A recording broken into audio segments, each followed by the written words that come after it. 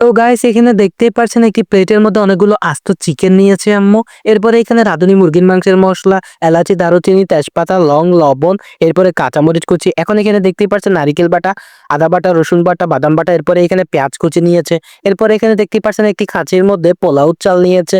এখন এই সমস্ত মুরগির মাংসগুলোকে ভালো করে আম্মু এখন কিছু পরিমাণ হলুদ গুঁড়ো দিয়ে ভালো করে মেখে নেবে। আপনারা ভিডিওটা দেখতে থাকুন। এখন আম্মু ভালো করে এই চিকেনগুলোকে হাত দিয়ে নাড়িয়ে চাড়িয়ে হলুদ গুঁড়া দিয়ে মেখে নিচ্ছে ভালোভাবে। দেখতে পাচ্ছেন মাখা হয়ে গেছে। এখন আম্মু একটি কড়াইয়ের মধ্যে কিছু পরিমাণ তেল দেওয়ার পরে এখন এই চিকেনগুলোকে ভেজে নেবে। দেখতে পাচ্ছেন এক পিস দিয়ে দিয়েছে, আরো এক পিস দিয়ে দিয়েছে।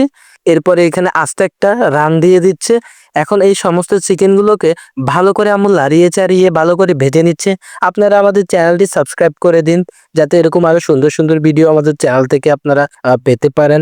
দেখতে পাচ্ছেন প্রায় চিকেনগুলো ভাজা হয়ে গেছে। এখন একটি প্লেটের মধ্যে আম্মু নিয়ে ফেলেছে। দেখতেই পাচ্ছেন সমস্ত চিকেন ভাজা হয়ে গেছে। তো গাইস আম্মু এখন রোস্ট করবে। তো এখানে আরো একটি বড় কড়াই নেওয়ার পরে পরিমাণ মতো তেল, পেঁয়াজ কুচি, এরপরে রাঁধুনি মুরগির মাংসের মসলা, এলাচি, দারুচিনি, তেজপাতা, লং, লবণ, আদা বাটা, রসুন বাটা, বাদাম বাটা, নারিকেল বাটা, সমস্ত মশলা দেওয়ার পরে ভালো করে কঁদে দিয়ে এই মশলাগুলোকে ভালো করে লাড়িয়ে চাড়িয়ে এখন কষিয়ে নেবে 5 থেকে 7 মিনিট ধরে। আপনারা দেখতেই পাচ্ছেন মশলাগুলো কষানো হয়ে গেছে। এখন এক বাটি পানি দিয়েছে। এরপর আম্মু খুন্তি দিয়ে পানিগুলোর সাথে মশলাগুলোকে মিশিয়ে লাড়িয়ে ছাড়িয়ে নেওয়ার পরে ওই ভাজা চিকেনগুলোকে একের পর এক ক্রমান্বয়ে হাত দিয়ে দিয়ে দিচ্ছে। দেখতেই পাচ্ছেন দুটো আস্ত রান দিয়ে দিয়েছে। এরপরে অন্যান্য চিকেনের পিসগুলো দিয়ে দিয়েছে।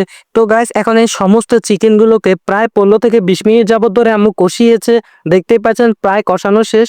আমাদের রোস্ট রান্না করা হয়ে গেছে, মুরগির রোস্ট। দেখতে পাচ্ছেন কতটা সুন্দর। এরপরে এখন আম্মু পোলাও করবে। পোলাওর জন্য এখানে পেঁয়াজ কুচি দেওয়ার পরে পরিমাণ মতো তেল দিয়ে দিয়েছে। তো গাইস এই পেঁয়াজগুলোকে হালকা ভেজে নেওয়ার পরে এখানে পোলাও চালগুলোকে দিয়ে দিচ্ছে। দেখতে পাচ্ছেন আম্মু পোলাও চালগুলোকে দিয়ে দিয়েছে। তো গাইস এখন এই পোলাও চালগুলোকে খুন্তি দিয়ে হালকা আম্মু লাড়িয়ে চাড়িয়ে নিচ্ছে। এরপরে আম্মু এক পাতিল গরম পানি দিবে পোলাও চালের সাথে। তো গাইস পোলাও চালের সাথে গরম পানি দেওয়ার পরে হালকা লাড়িয়ে চাড়িয়ে নেওয়ার পরে তো গাইস আম্মু 20 মিনিট যাবত ধরে পোলাওগুলোকে আগুনের তাপে রেখেছে। তো ফাইনালি পোলাও রেডি এবং রোস্টও রেডি। এখন আমরা এগুলো খাবো, পোলাও আর রোস্ট।